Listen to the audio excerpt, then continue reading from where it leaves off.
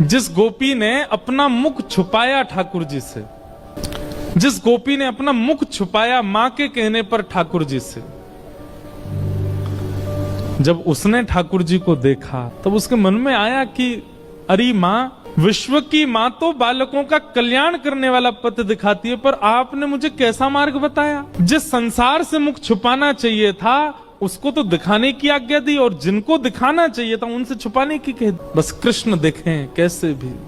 समय आया, इंद्र पूजा बंद करके सब ब्रजवासी गोवर्धन पूजा करने के लिए गए, और 84 कोस के जितने ब्रजवासी हैं सब इकट्ठे भये। और वहीं इंद्र ने जब कोप करके वर्षा की, 7 वर्ष के ठाकुर जी ने 7 कोस लंबे चौड़े गिरिराज पर्वत को अपनी बाम हस्त की कन्नी उंगली पर धारण किया।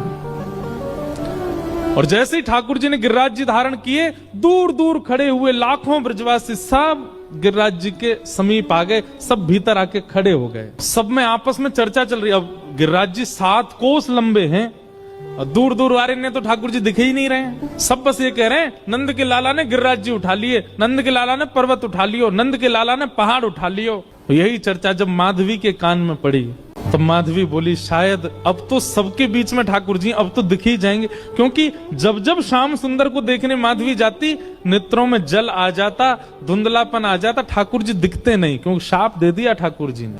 और ये शाप नहीं है, ये शाप नहीं है, ये विरह है।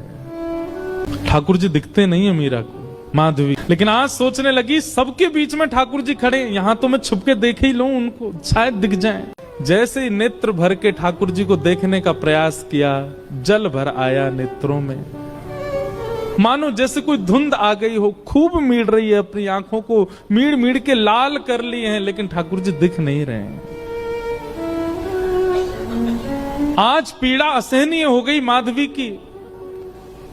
अर्धरात्रि का समय ठाकुर जी के चरणों से लिपट गई और बोली, मैंने इतना बड़ा अपराध किया कि आप मुझे दिख ही नहीं रहे हो।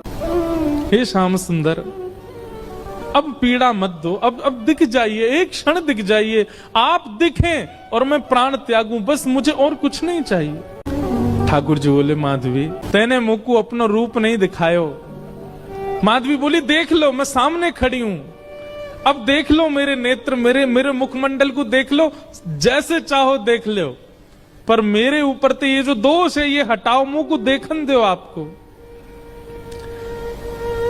ठाकुर जी बोले, अब तो माधवी ये पीड़ा तुमको ने सहनी पड़ेगी, क्योंकि